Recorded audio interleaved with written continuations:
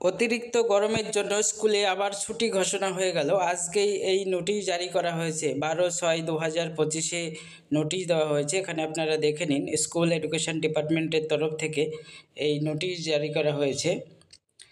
এখানে যেটা বলা হচ্ছে নোটিশে, regarding suspension of academic activities, স্কুলের সকল অ্যাক্টিভিটি কিন্তু বন্ধ থাকবে।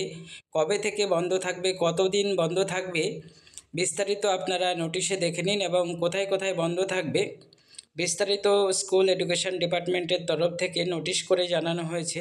আজকেই এই নোটিশ দেওয়া হয়েছে। এখানে নোটিশে আপনারা বিস্তারিত দেখে নিন।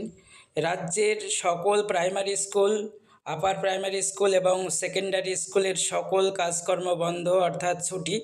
কিছু জায়গা বাদ দিয়ে, এখানে যেমন নোটিশে বলেছে এক্সেপ্ট হিল এরিয়াস, অর্থাৎ পাহাড়ি এলাকা বাদ দিয়ে প্রত্যেকটা জায়গায় কিন্তু ছুটি ঘোষণা হলো 13/6/2025 এবং 14/6/2025, এই দুদিন।